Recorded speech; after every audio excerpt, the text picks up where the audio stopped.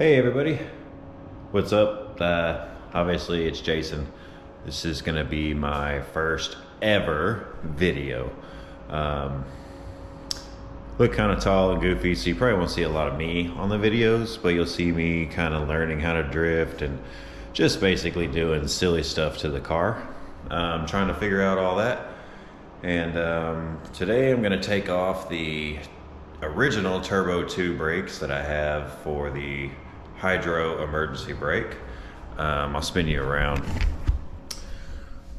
So what I kind of tried is the Chase Base kit, which it works flawlessly. It's a beautiful leather. Ooh. Edit. I use the Chase Base kit. Yes, it is the standalone version. So it comes with its own reservoir, and for this particular car, which is a 90 Mazda RX7, so it's the FC RX7, you'll hear me say that a lot. I actually chose the BMW E, I think the 36 brake line kit. It worked pretty well. I put it in just before the carpet, which is brand new. Of course, in our G Prisma seats. But anyway, what we're here for is the hydro brake runs back, and obviously I run my own secondary emergency brake to kind of get the car drifting. So what you see is the original Turbo 2 rear brakes from Mazda. I have acquired another set of Turbo 2 calipers. Painted them red just because it's fun, you know. So the issue that I'm having is that it wouldn't lock the brakes up. It would do it 5 miles an hour here in the driveway. I could tighten lug nuts, do whatever I wanted, but it wouldn't actually do it 20 miles an hour, and it dang sure wouldn't do it top of second gear, full lock, pulling as hard as I could. And so then I kind of tried the same thing with the factory emergency brake, and you had to really work the actual foot pedal and the emergency brake to try to get this thing to lock up. And what I kind of noticed is that the Turbo 2 rear brakes really only have one piston on the back side. So you can obviously see there's nothing here but just some arms. So we only kind of doing half the clamping force. If you notice, shout out to Ray's Graham lights. If you notice on the front of the Turbo 2, you've got pistons on both sides. So it gets a lot more clamping force, kind of makes it a lot easier. So, kind of put a post out, trying to feel out what other people have done. There's not a lot of people doing it, but I did find a guy that runs a pretty gnarly kind of like little homemade drift team, I guess. Not to knock it or anything, at just Drift Militia. And he referred me to this place. Got a hold of the guy, and he actually is concentrating on the next year model, the FD RX7s. So he actually reached out to some of his old customers to see if anybody had any of these that didn't quite get their projects going or anything like that. And sure enough, I had 3 people message me within a couple of hours. So shout out to them. I mean, and I paid for the overnight shipping, and I got this set from completely unopened, clearly. Got this set from a dude up in the Bronx, excuse me, Brooklyn. And then went to Part Shop Max, got me a brand new set of Z32s. So essentially what this does is this will replace the Villains bracket. Shout out to them. They had super fast service, really nice stuff. The issue is just Mazda. Unfortunately, I'm not gonna be able to use their kit just because this caliper is no good. So nothing wrong with them. Villains, you did awesome. I'm still rocking your sticker right in front of the GoPro. I don't know if you'll ever see this because I'm so new and not sure if my YouTube videos will even take off. But Anyway, here we are. I'm gonna replace this arm with these arms. These are specifically made for the Nissan Z32 or the Part Shop Max Z32. There's about a 10 mil difference, I think, 5 or 10 millimeter difference, and you just fix that with a washer. But anyway, so I'm gonna take that apart, put these on, and you can see right away, these are just much beefier. You know, you've got a piston on each side now, so it kind of doubles the clamping force in comparison to this particular caliper. Shout out to BC Racing. You know, I've got some nasty coilovers.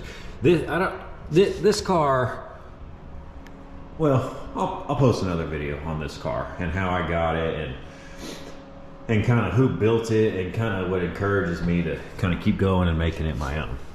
So anyway, that's it. Enough of me jibber jabbering. I'm sure, as you can tell, I'm from Texas. Got a pretty gnarly twang. But yeah, you're just gonna see me working on my drift car. Thanks again. Check it out.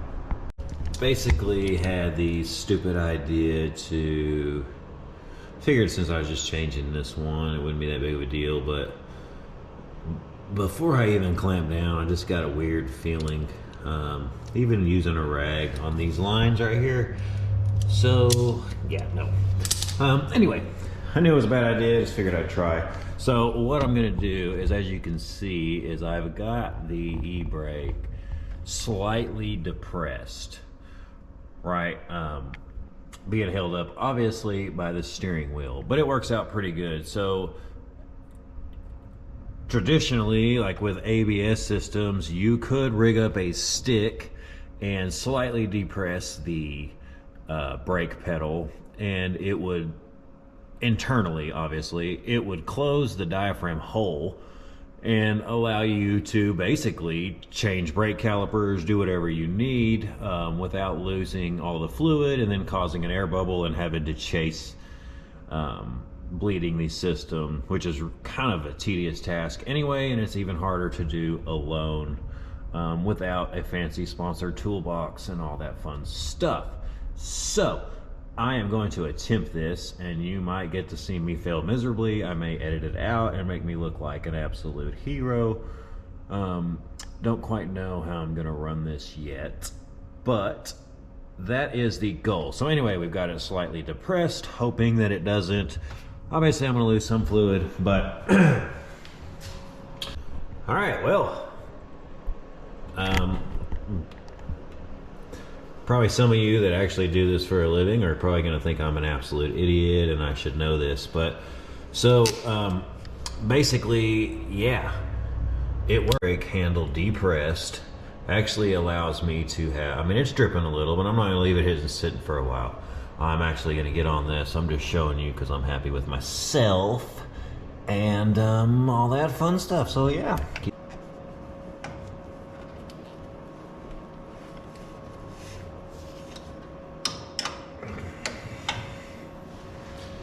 Can go ahead and get the caliper off. So who knows why you would search this video, but in case you're wanting to know, it would work on the factory one, but it's simply one screw, 12 millimeter in the back, and then this actually just,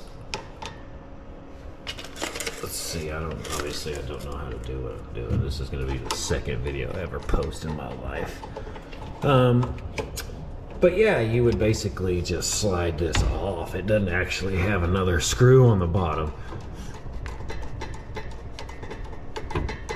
So yeah. So you can see what I was talking about. There's one piston here, and then it just uses the arm to grab, whereas this one has two pistons, one on each side.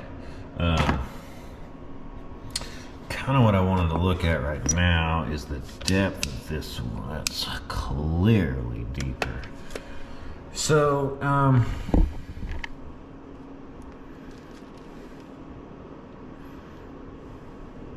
yeah. we're gonna have to make a quick parts run. So basically we've gotten halfway there. It's really no problem. I might set you up actually and we can record me taking off the bracket, putting the bracket on for the HEINTZ manufacturing and the Z32s. That'd probably be actually better for anyone that even cares. I may set you up like right in here. That'd be kind of cool.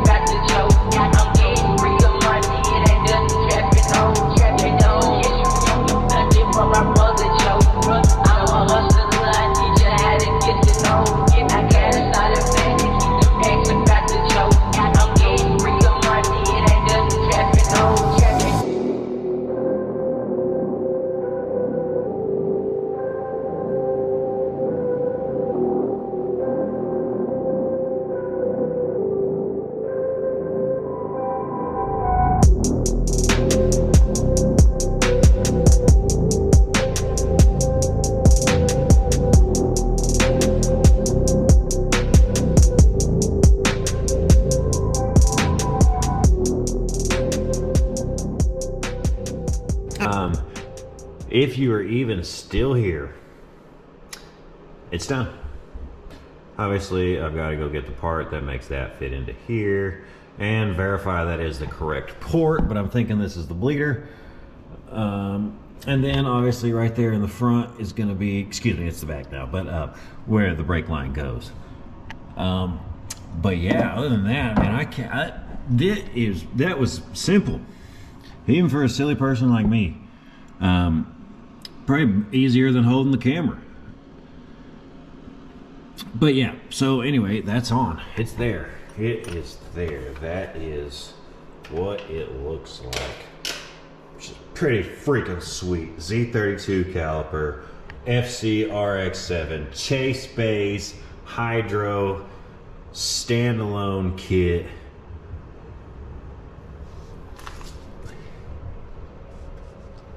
HEINTZ manufacturing. If you're into FDs, he won an award for this design, and he is creating a new design to be able to run dual calipers on the FD rotor, I believe. Check it out. Check it out. HEINTZ Manufacturing, Facebook. Check it out on their website. Like I said, dude, the owner of the company straight up was honest with me, told me he wasn't manufacturing these anymore. There's no way he could get the material in before my deadline, which is an event this weekend. And he got on his little contacts list and asked if anybody that bought these hadn't used them. And I had 3 people hit me up. I overnighted these from a guy in Brooklyn, and I could not be happier.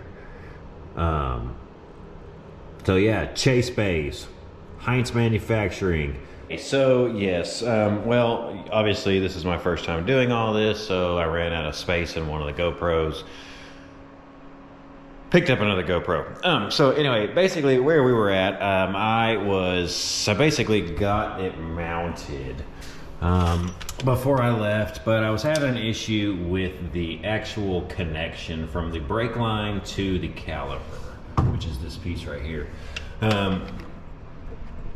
Basically, when I ordered my kit for the FC, Chase Base didn't offer one specifically for the Mazda chassis, so I had to use the E92, I believe. It was the earlier model E series from BMW. It worked out perfectly. It had the same distances. It worked perfect going into the bulkheads for the fender wells. The only issue is that the actual connection, the caliper, the bolt that goes into the caliper that feeds into it, basically was like 3 or 4 threads too tall. So I drove about an hour away to Summit Racing here in Arlington and tried whatever they had available, and none of that worked. So after talking to a few people, I decided to just stack some crush washers in there. It seats itself to handle the pressure, so I wasn't really worried about the threading and all that. It's just not snug like I'm used to. So anyway, I tried that, and with the help of my son, I got it all bled out, and here is the final product. So once again, this is a Z32 caliper from Part Shop Max, and it is with the HEINTZ manufacturing dual caliper bracket. So this bracket is super nice. Mounts to the original Turbo 2 bolt hole, and then allows me to attach either factory Z32 from a Nissan or this replica Z32 from Part Shop Max. Really no difference. It's got just kind of all that fun stuff. So, yeah, so that was passenger side, obviously. And then, kind of the same thing. It was fairly easy for the driver's side. Once again, you've got the really, really nice bracket. Runs all the way across. Now, I will say these already have so much more bite. I don't know why. I don't know why Mazda does this. Of course, it's 32 years old. This was probably plenty, but you can see there is a massive difference. These are heavy, bulky. Only one piston on one side. It just uses kind of force. This one has 2 pistons, and I really like it. I can feel it in the hydro brake feels great, super tough right there. I'm really excited to go out to Cam's this weekend. Shout out to Cam's Acres out there in Oklahoma. Probably one of the coolest families I have ever met, other than my own, of course, and the one I've created. But dude, I suck at drifting, and these guys have been incredibly patient with me. They let me come out there and just screw around and get dirt on the track. Of course, I'm very respectful. I don't go out there and go crazy. I'm always concerned what other people are going to think about, and that's what we're kind of working on with posting videos now. My next video will be me just simply showing you how to transit transmission fluid on a T56. It's fairly simple. I have to get a little longer hose for my pump because my car is obviously on its highest setting on the jack stands, and it's just not quite tall enough to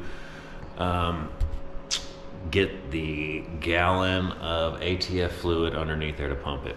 So anyway, enough jibber jabbering. Thanks for joining in. Tell me how bad you hate the video. Tell me you like it. Once again, this is all new to me. Appreciate every single one of you. Thanks. Bye.